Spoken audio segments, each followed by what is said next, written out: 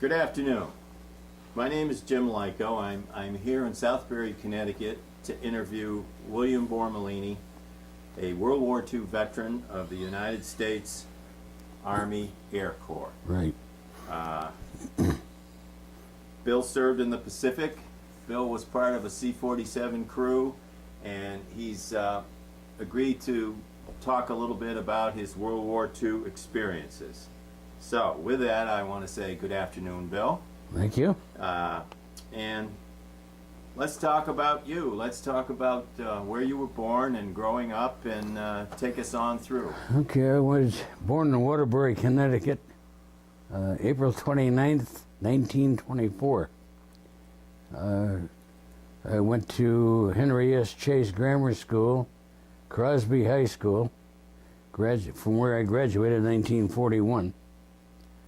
And I worked a year for my Uncle Art in the grocery store. And from there, I went down to Bluefield College in Bluefield, West Virginia, which is a division of Virginia Tech University. And I was there one semester, and we were coming home for Christmas. And I was talking to my buddies, and we're going. I said, where are you going? We're going to Roanoke. On the way home, we're going to enlist. Oh, fine. I thought, well, my dad doesn't know anything about it, nor does my mom, but I'll go along with it because I knew eventually we were going to go anyway. And how old were you then? Oh, let's say 18, 19, 20. 20. Oh, so, and it's 40? 1942. Okay. December of 42. Okay. And I got home and I told my folks what I had done. And they weren't too happy about it, but as I explained to them, I'm going to go anyway. This way, enlisting, I can get the branch of service I want. Your choice. And I enlisted with the Air Corps.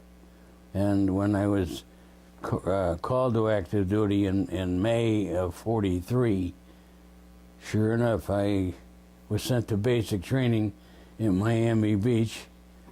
We were based at the Hotel Cadillac at 38th and Collins.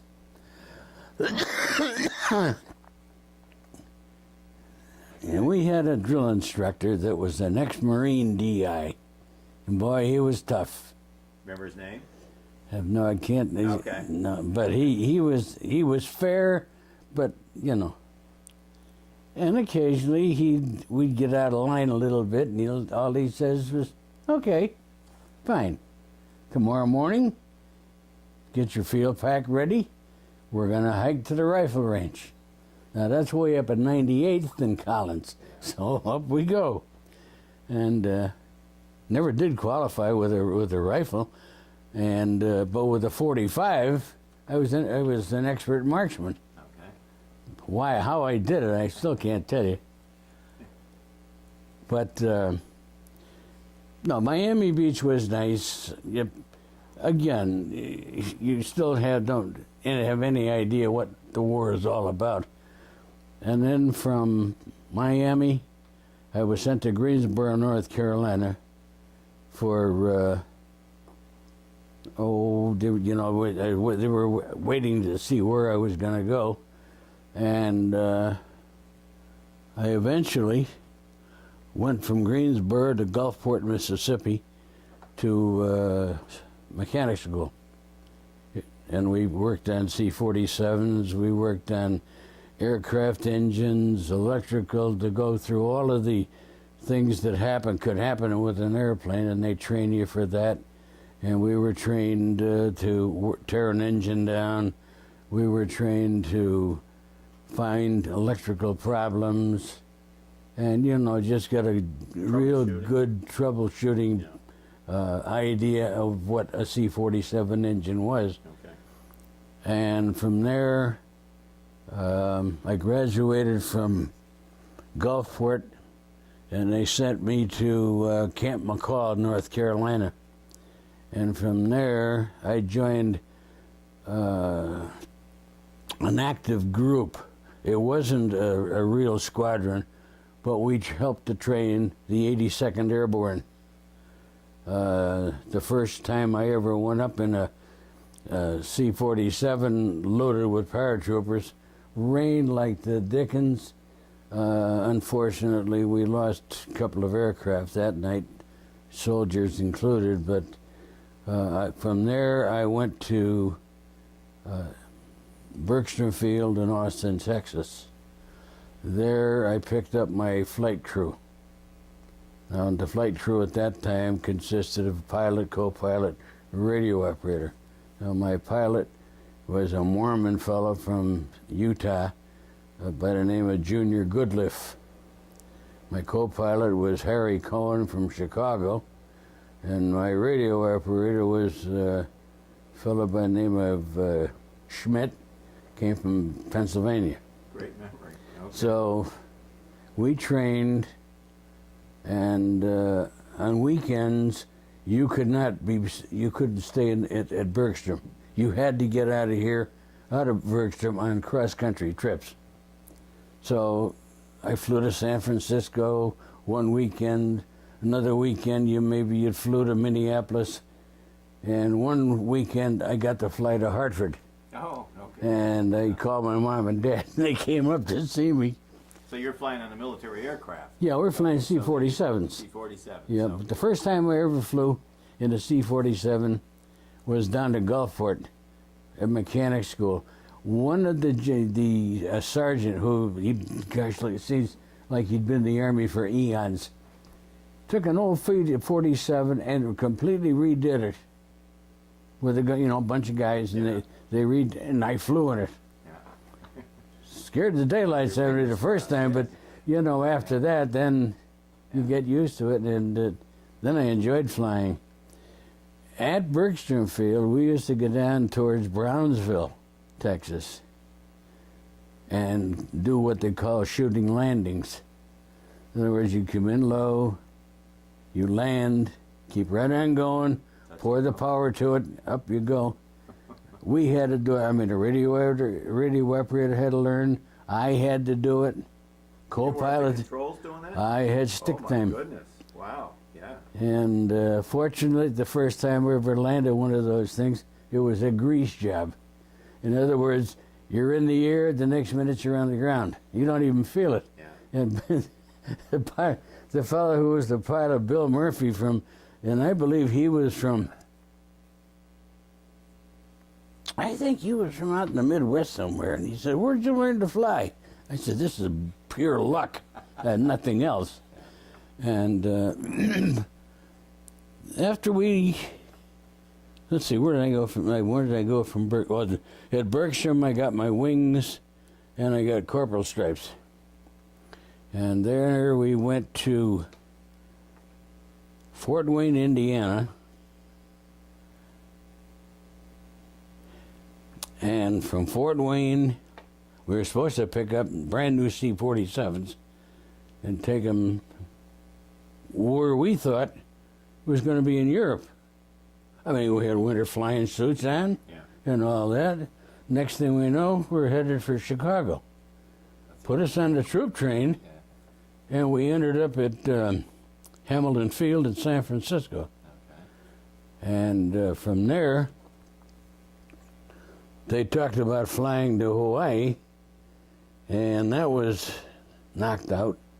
So they put us on an aircraft carrier that had aircraft all in the mold, like a plastic cover over the entire aircraft, and then and with no, they had the engines, but no propellers.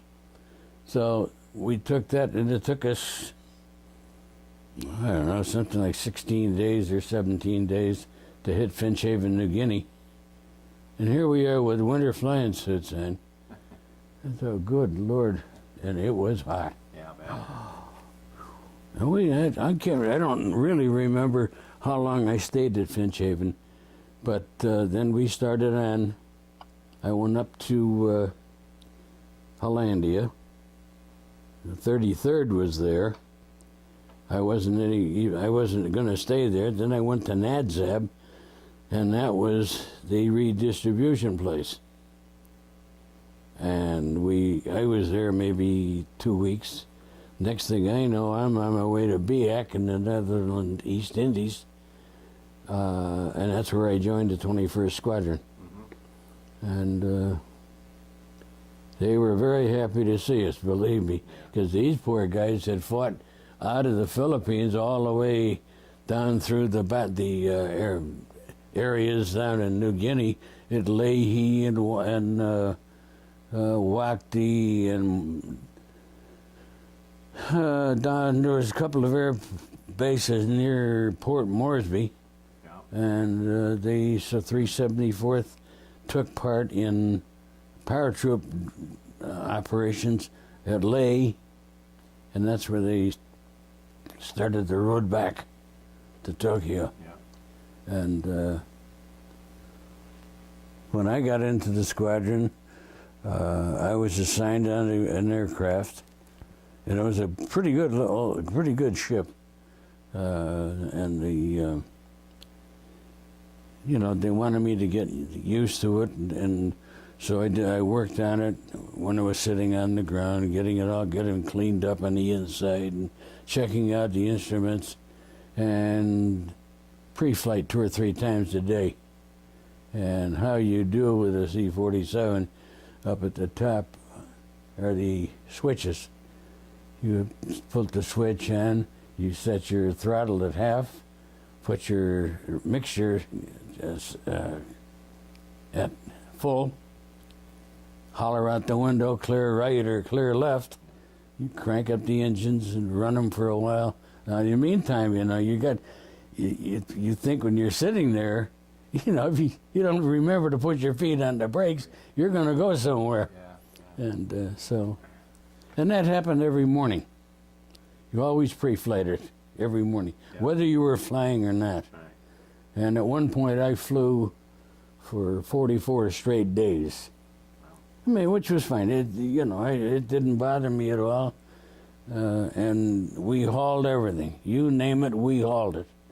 Engines, jeeps, gas tanks, engine parts, aircraft parts, everything, toilet paper, nurses, doctors, blood supplies and all of that. And, whatever had to go, it went. How long would your flights be? Where were you flying? Oh, if we flew back to New Guinea, it was about 4 hours. So you're in the air 4 hours to Yeah. deliver. And then sometimes we'd get the mail run. Yeah. So you fly from Biak down to Finchhaven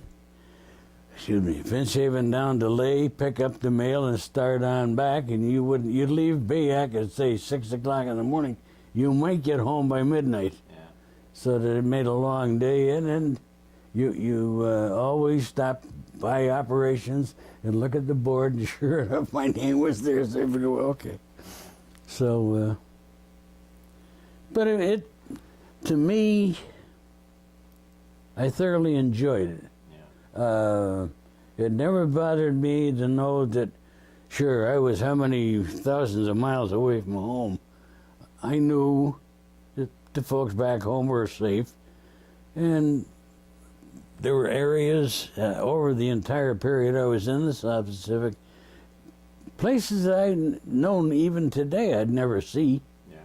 Australia, Okinawa, Tokyo. So basically, I'm glad I went. Absolutely. It made a man out of me, and as they say, and I met some great guys, believe me. I can remember one guy, Kenny Van Winkle, came from Nebraska. He was a real character. He was one of our radio operators, and he was just a great guy. Stan Hoxie from Bemidji, Minnesota is another one. Come to find out, a gentleman that flew with me as a radio operator lived in New Haven. Okay. So after we came back, I hooked up with Lou and spent, you know, every time I get a chance, I'd run down to New Haven, see how he was doing. That's great. And, Oh, friendships are forever. oh, yeah, right. Yes. You know, and they were from all over the country. Yeah. And it was just, to me, it was something that I'm happy I went, happy that I did what I did. Yeah. And I feel very honored that, you know, that I'm being honored as one of how many veterans are left. And we're losing them fast. That's right. That's right. And you have a story to tell, and I'm hearing it. Yeah. Tell me a little bit about a typical flight. I mean, did you had an assignment? I think you said you were a flight engineer. Is Yeah. that always what you were, or Oh, yeah. did you, okay. Yeah, I was.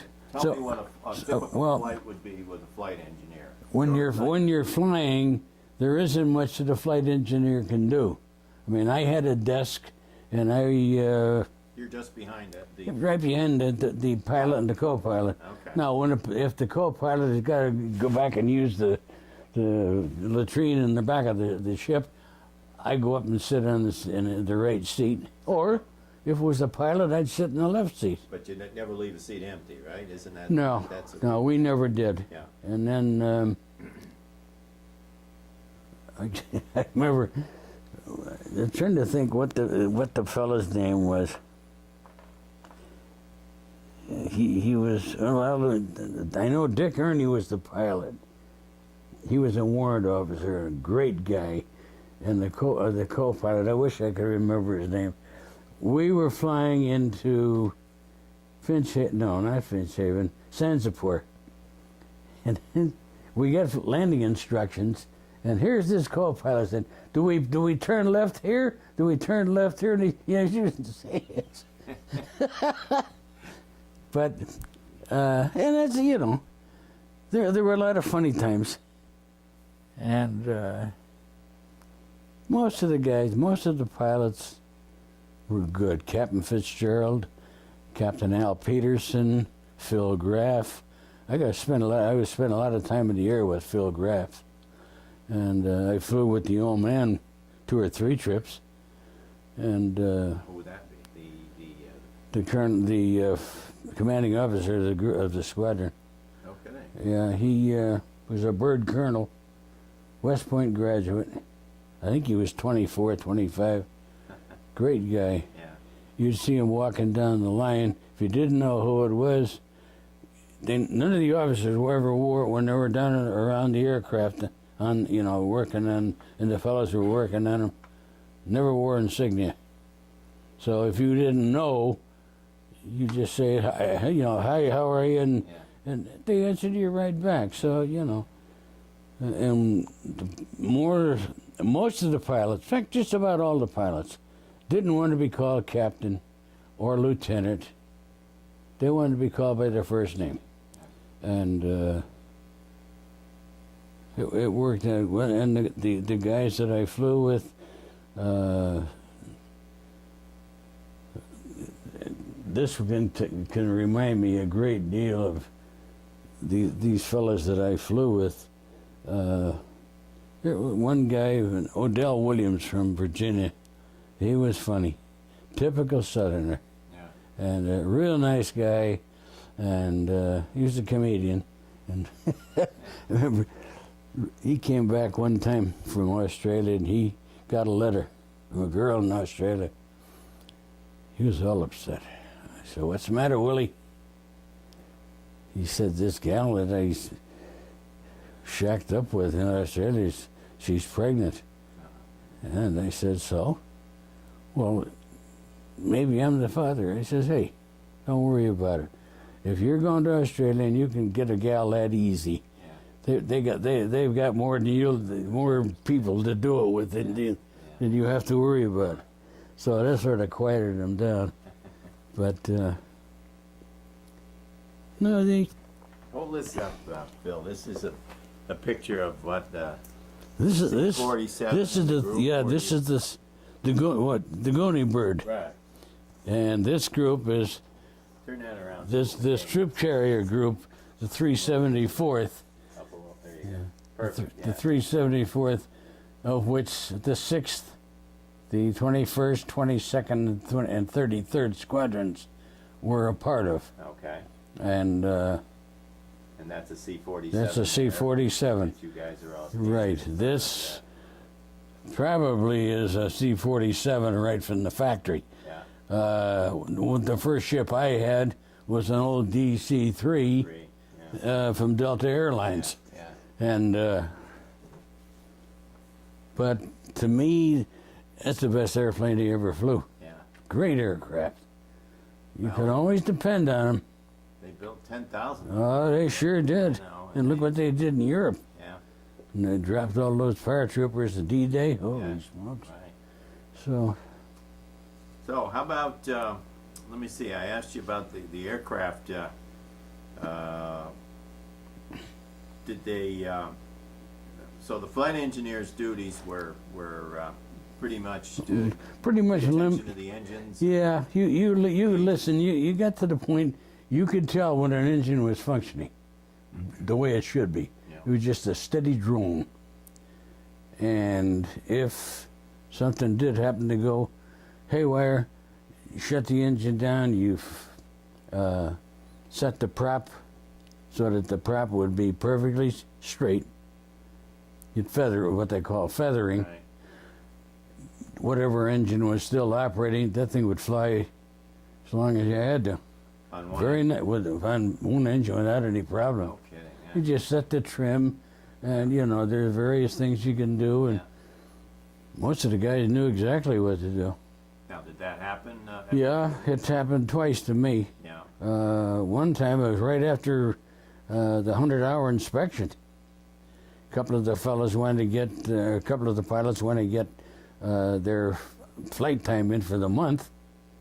So we would take it up. The doggone right engine caught fire, and we blew it out. Brought the aircraft down. Looked at it the next morning. They hauled it out and right to the junkyard. Didn't even bother working on it. Right. So, and then the other time was on the way back from New Guinea, or from Finchhaven, I'm sorry, and it happened. But the pilot was able to restart it. That may have been maybe a little water in the gas. And, when you pre-flight an engine in the morning, there's a little petcock underneath. And you open up the petcock and you let, Bleed off the. you bleed off if there's any water. You bleed it off, then you lock it back up, wire it so that it doesn't open, and that's how you do it. How many? You remember how many hours you flew? If you had to add up days, weeks, times. I don't know. Maybe flights isn't a number you remember. I'd say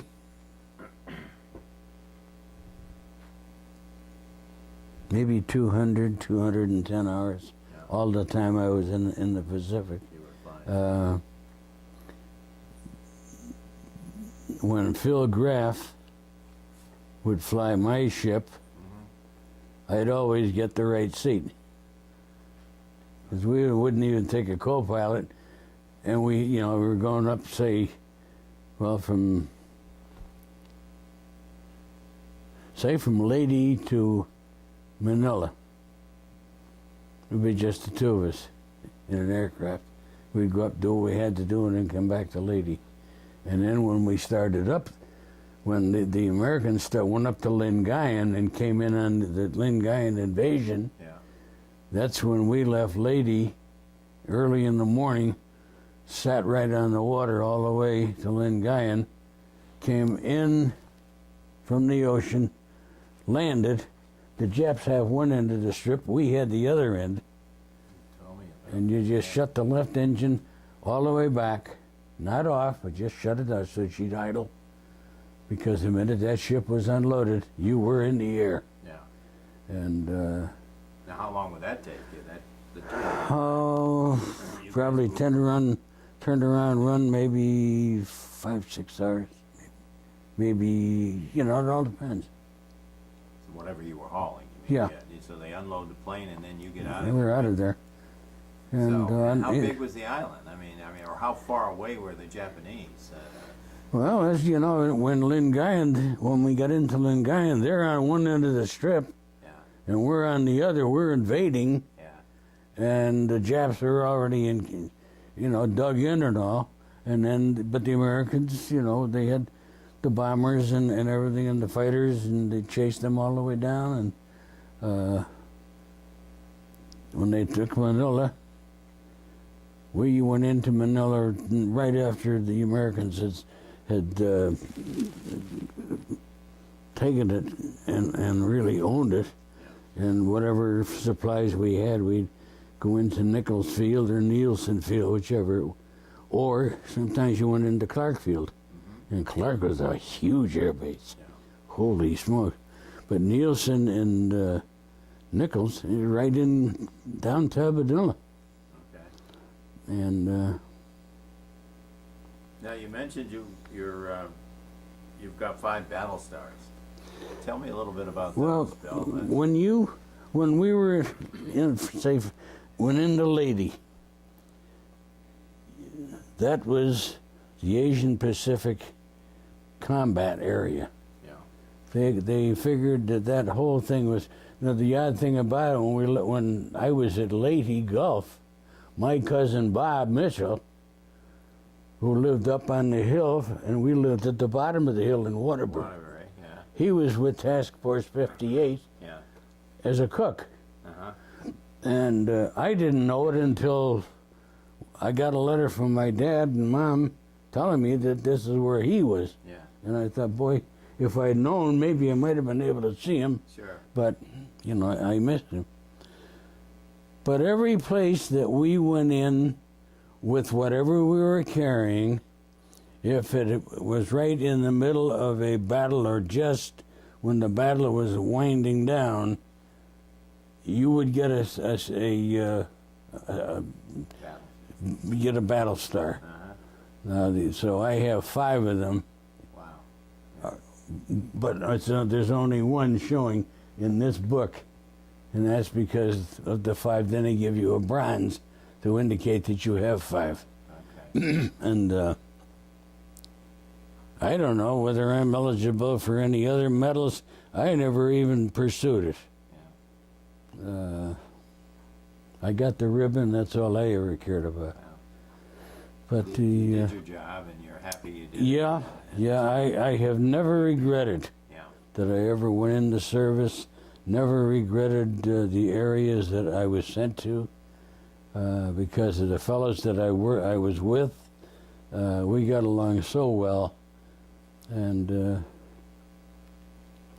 we had a cook in our squadron. He could make the best scrambled eggs out of powdered eggs you ever tasted.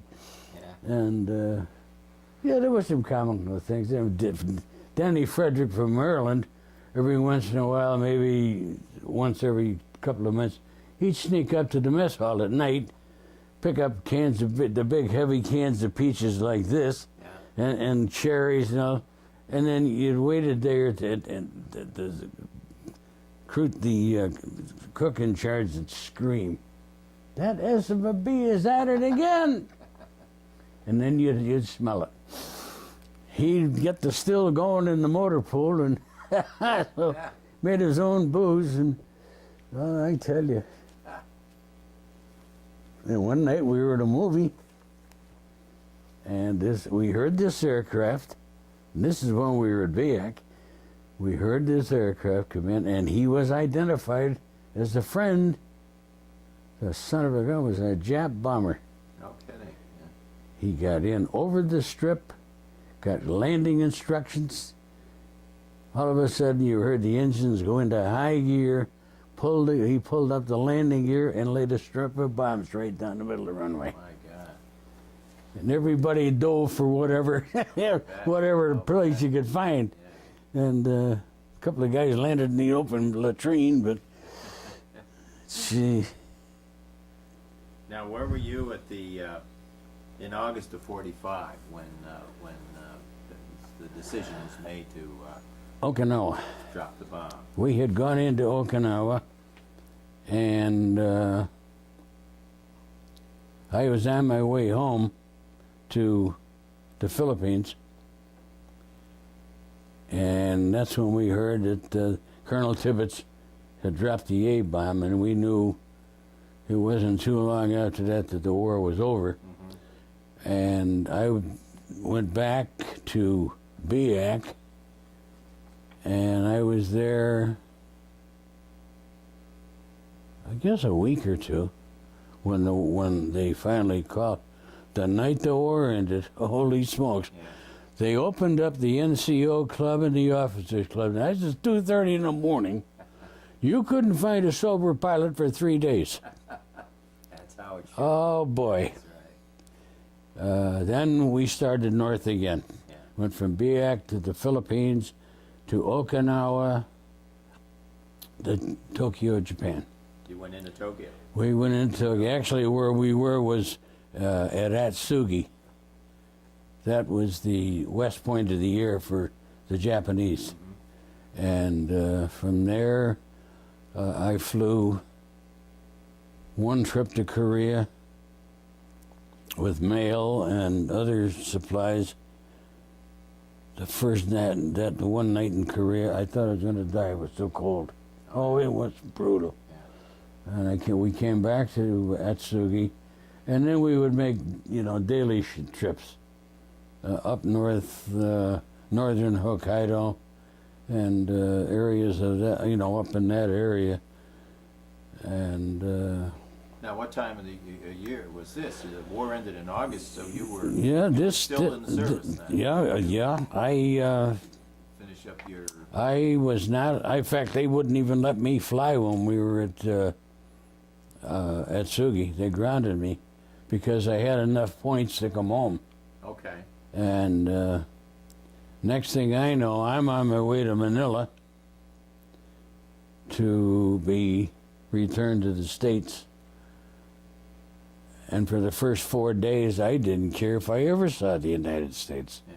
Oh, boy. We went through the Straits of... I'm trying to think now what the name of it was. But was it rough? Oh, I mean, that ship was going up and down and rolling. And What were you on? You remember? it was a Navy, Okay. but I don't remember what it was. But then after that, it quieted down, and I enjoyed the trip home. Yeah. Once you get over the sea. Yeah, sickness, That's not pleasant. No, and we landed at L.A., and from L.A. we flew to Columbus, Ohio, with via American Airlines, and from Columbus to Newark. And we flew into Newark. The pilots came on over the intercom and said, "We don't know what we're going to find because there's ice and snow." And well, he got her down and did a great job. And then from there, I was sent to Fort Devens by train. I was only up at Devens a week, Yeah. and then I came home. Yeah, I guess that was where they Yeah, that was, disembarked. yep. My dad was Yeah. discharged from Devens. That was, yeah. But as I say, I never have regretted, Yeah. because there's areas that, like Melbourne, Australia, I got to Brisbane, and I looked up, I thought I had a cousin in Brisbane. He was related to my grandfather, Bill Jenkins, and I never did find him. This gentleman that was related to my grandfather. But again, the people in Brisbane were so great, wonderful people. Sure, they get into scraps and scrapes. And, we used to send from Biak. The food was terrible when we first got there. Yeah. God, you wouldn't even feed it to your dog. And somebody got the idea, well, you know, we got this B-25 is in the squadron. It was stripped. We can use that for one. So they came up with the solution. Every man in the squadron chipped in 15 guilders a month. And that money would then go towards these two aircraft going to Australia. One went for food, the other went for booze. And we always told the pilot, this B-25, you make doggone sure you get back here, you know.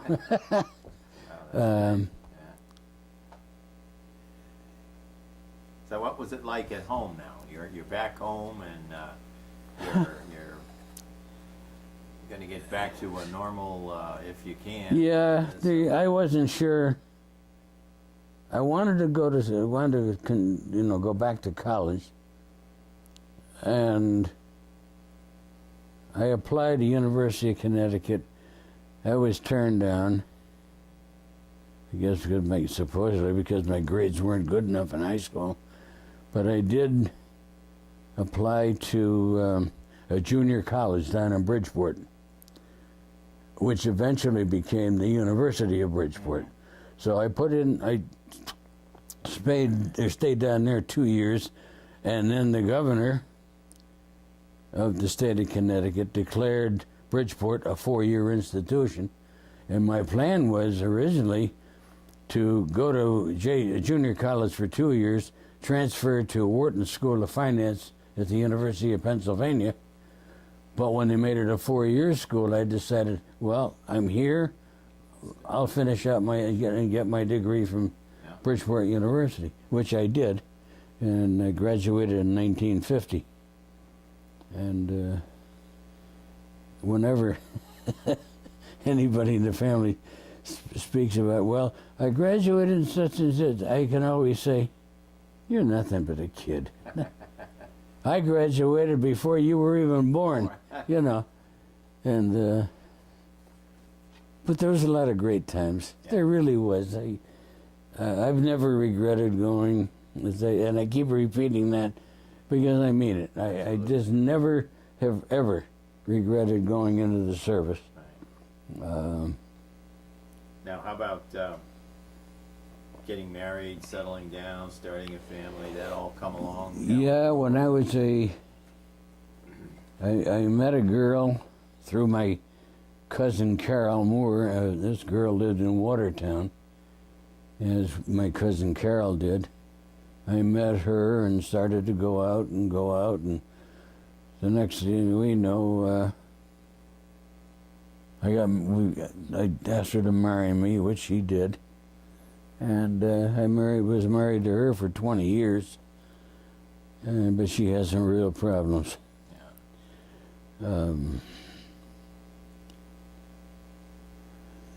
So I laughed. I came home from work one night and she said, I don't want to live with you anymore. I said, fine. Oh, surprise, Yeah, she said, you don't seem to be upset. I said, no. And so she got the divorce. She flew to Mexico, got the divorce. And then 5 years after the divorce, I was working for a commercial ambulance service in Wolcott, Connecticut. And I was introduced to this young lady. Susan. And we just hit it off. And it was a blind date. The first night and this was on New Year's, and the fellow that I was in business with, his significant other called Sue and said that I would like to meet. I didn't even know the girl. So eventually she agreed, and we had a good time. And a week later I invited her to have dinner with me down at Monero Steakhouse down in Greenwich, Connecticut. And we were sitting at the table, and she ordered a vodka martini, And at that time, I was drinking Black Russians.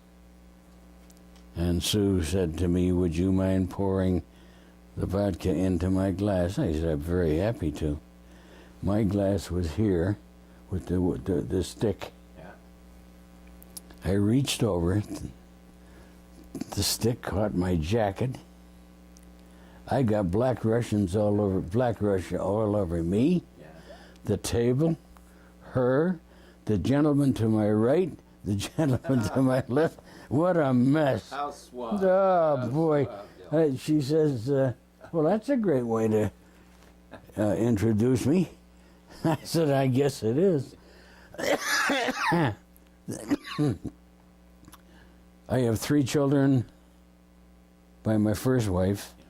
My son Stephen lives in Watertown, and he works for Eastern Water Development down here in Oxford. I have a daughter who lives in New Hampshire. Another daughter lives in Prospect. Then my stepdaughter lives in Pleasanton, California, and she's the one that we're going to be going out. We'll live in what they call Livermore, and I don't know if you're familiar with the Livermore laboratories. It sounds They did quite a bit of work for the atomic bomb, Yeah. and they're still doing a lot of government work Yeah. out there. That's still very active. So that's where we're going to be. We will be, and basically looking forward to it. great. Yeah, Right. and Now, did you keep in touch with your unfortunately, force no. guys? Yeah. Okay. No, I don't know why I did. Yeah. I really don't know why I didn't. Well. But it just. Well, I always said, well, I know Louis lives in New Haven, so I have him to talk to. But the other fellows all over the country, I didn't have their addresses or anything of that nature, and that's my fault probably. Because as I said before, there were some great guys in that squadron. I can remember Eddie Hessler from Hastings, Nebraska. He could talk more like a better Australian than the Australians could. And, it was a lot of camaraderie. It must have been because you Yeah. remembered every one of their names. Yeah, and where they, they're from. So yeah. that certainly says something about your relationship. Yeah, it worked out very well. Well, now the last time we talked, you and Susan told me about something called the American Warrior Honor Flight, and I'd like you to tell us a little bit about that. I'm a Shriner. Okay. And in this, I get a magazine about every month or two from the Shriners, and it advertised this American Warriors group based in Norwich. And Sue looked at it and she says, "Would you be interested?" And I said, "Yeah." I said, "I'd love to see what that's all about." Sure. So she called the fellow. Yeah, I had his name. I don't remember. Down someplace. Yeah. Yeah. Go ahead. And he told us that there was going to be, well, he put my name down, Yeah. and Sue put her name down, being a nurse, and he said, "Oh, that's great." Well, we didn't hear, and finally Sue called, and she talked to him again, and he said, "Let me check." And he looked on the list, and oh yeah, he's been okayed. He'll be on the first flight. Well, Sue said, "Well, I sent my application in too, and I'm a nurse." And he said, "Let me look around." And sure enough, he found it. "Yeah, you're a nurse, you're on it." Okay. His So- name's Chris K2 or Yes, K2? Is Yeah. that how it's pronounced? I think so. Chris K2. Yeah, Yes. Okay. So yeah. he's So he's Chris, he was the one Yeah. we would periodically get information from Chris, and this one time it was the first meeting in Norwich, and down we went, Sue and I both, and it was in the VFW hall, and we parked the car, and she went in to look around and to find out some information, and the gentleman, or person she talked to, said, why don't you drive the car around and go in through the front door, which is up on another level. So this is what Sue did, and we went in, and she had come. She went in, and then she came back and she said, "This is where it's going to be held." I said, "Fine." So I was sitting in my wheelchair, and there was a ramp, and I got up and got into this huge room, and there was a woman working in the kitchen, getting snacks ready. So Sue asked the gal if she could help, and the girl said, "Yeah, absolutely." So Sue did that, and I'm sitting in this hall, and I'm looking around. The next thing I know, I've seen these gentlemen coming in, some walking slowly, some with a limp, some with canes, some with a walker, others in a wheelchair, and I thought, gee, these guys are old. Then all of a sudden it dawned on me, wait a minute, you're no spring chicken yourself, you know. So, and that was the first meeting. And they told us when the flight was going to be and what we had to do. We had to be at Windsor Locks at 6:30 in the morning. Well, we got there and went through security, which to me was a nothing. But we got in and got on board, and we were getting ready to go, and the first thing I know, they're handing out bags of fruit. There was an apple, there was crackers, there was like a little muffin, you know, which I thought was very nice, at least. Absolutely. Yeah. And this pilot came on, we were starting to taxi down towards the bottom of the runway. Pilot comes on and he said, "I am Captain so-and-so." And he said, "I feel very honored to be your flight pilot today." He said, "It's a particular honor to me to take you veterans." And he said, "This aircraft is a brand new one. It's only the second flight that it has made. We flew to, and going down the taxi strip, he said, now you fellas on the right, you look out the window. You gentlemen on the left, you look out the window." We went in between two fire department tankers, and they formed an arch with the water. Yeah. And we went through that, got down the end, turned around, got clearance for takeoff, 52 minutes to Washington. Yeah. And we got to Washington, got out of the aircraft, waited for everybody to assemble, and then we started and went through the terminal. Here are a people, must have been 50, 60 people, waving flags, clapping, you know. Yeah. Come to find out they were workers for the airline, and you know, people that just generally cared about the veterans. And they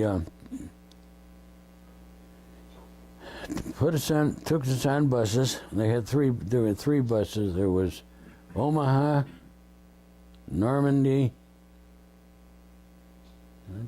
and Utah. I was in the Normandy bus. Okay. Took us to the appropriately named buses. Yeah. They took us to the memorial. Yeah. I walked into that memorial, and I cried. Yeah. Had you been to Washington before? Oh yeah, years ago, but never. And when I was after I graduated, it was from high school. Yeah. I had an aunt that lived in Silver Spring, Maryland. And she was a housekeeper for a Mr. Willis Monty, who was a member of the Securities and Exchange Commission. Yeah. And my Aunt Ada would say to me, well, why don't you ride in with Mr. Monty? He can let you off whenever you go. You can go and do whatever you want to do right in Washington, go to all these buildings and all that. He'll pick you up at night and bring you home. Yeah. Well, I was down there for a week. Then my mom and dad came down, and then we went on to West Virginia to school. But that memorial just, you know, it blows your mind. Oh, I'm sure. I mean, like This is for all those guys with the white hair that you were talking about. You Yeah, got very it. special. Yeah. Yes. And they didn't miss a thing. Yeah. I mean, the way it's laid out, and the thing that got was the battle stars. That big area where all the 500 battle stars are, and each one don't denotes one that didn't come back. Oh, yeah. But it's and I tell everyone that I know, if you ever get a chance, go, because it's magnificent, and you can thank Senator Bob Dole. Yeah. Well, he fought for that. Oh, did he fight for it? And it. And what else did you see down there during the Then, well, we went to. We Because you had veterans from not this. just World War II, but you had There may have been some yeah, from World War One, yeah, but right after we left the memorial, we were taken over to two huge tents, and Arby's furnished a lunch for us. oh how nice, Holy smokes, the sandwiches that thick, yeah, yeah. and it was very good, and it was after lunch they piled us back on or put us on a bus, and we went to the various memorials. We got to Iwo Jima Memorial, and the bus driver stopped and he said, now, look out the window and you look at that flagpole. Yeah. And he said, and that flagpole is on an angle. I'm going to drive around this monument. I want you to keep your eye on that flagpole. By golly, he did, and you could see it. Go from an angle, right, perfectly perpendicular. Straighten out, Doggone this thing I ever saw in my life. It's an optical illusion, yeah. but whoever designed that, I mean, you could see the muscles in their face and their eyes, and Oh, that's pretty impressive. it's yeah. magnificent. Good grief.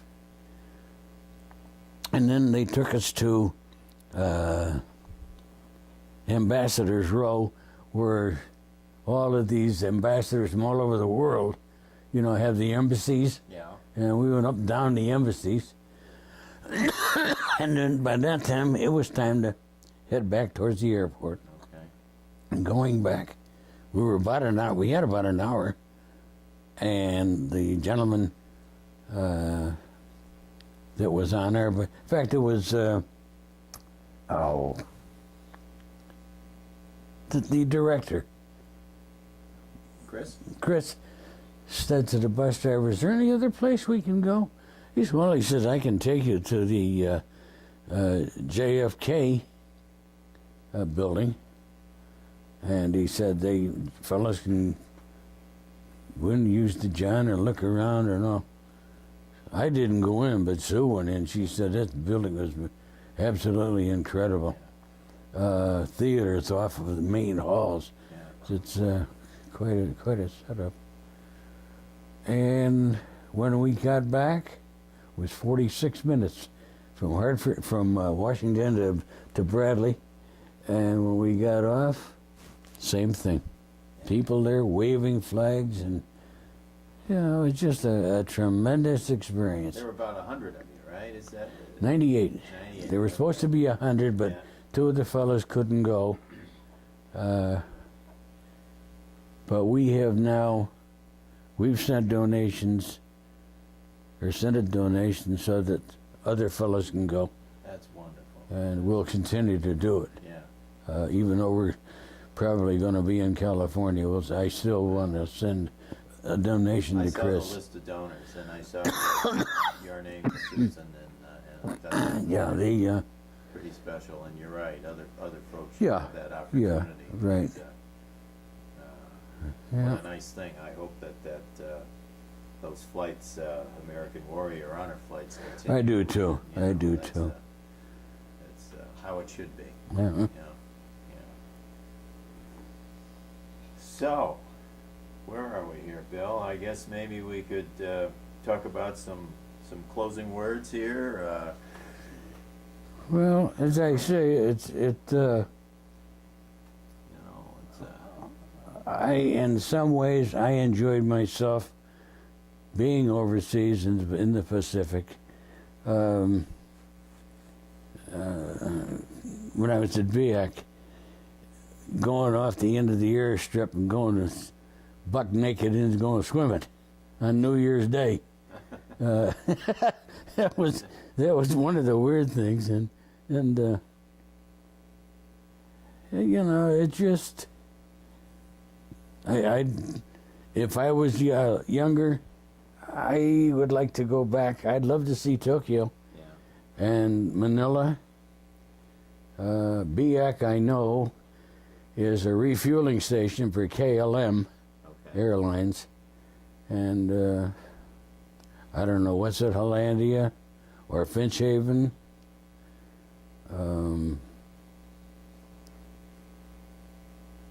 Finch in New Guinea, I think we lost 4 aircraft all the time we were there.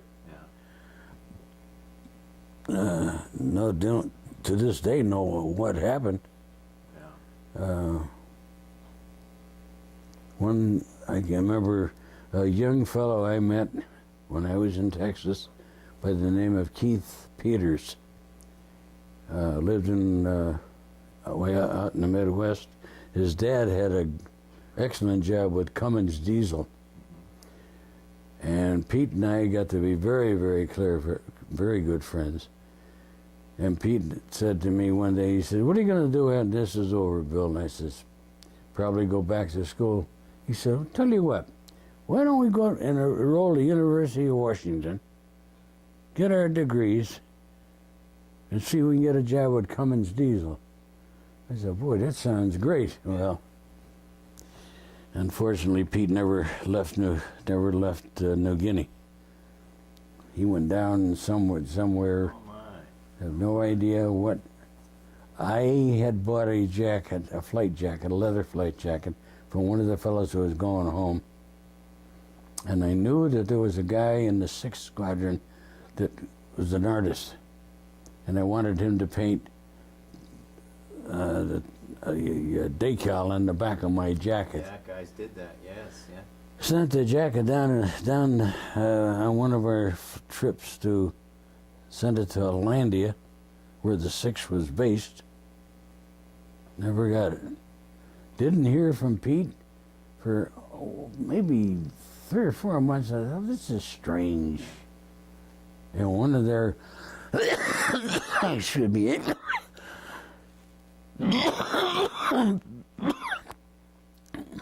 came up to BIAC on a resupply. And I asked one of the fellows on board, "Is Keith Peters still alive?" And they said, "No, he was killed. The aircraft went down in the Owen Stanleys." They don't know why or anything.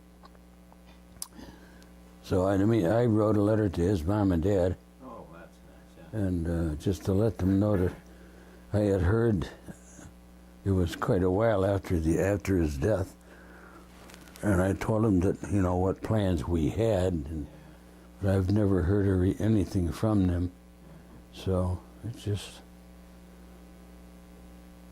one of those things. Right. So there was some sadness as well. Yeah, with yeah. the experience, but you guys went, you did your job, you did it well, and Sure did. I guess I'm pleased, I'm honored, and it's very special to interview you, Bill. Well, thank you. With that, I wanna thank you and Susan for your hospitality and Yeah, this is for, well, we're at. there you go. Yes. Yeah, this is the Goonie Bird, A little higher. Yeah. or the Biscuit Bomber. Yeah. Call it what you will. There you go.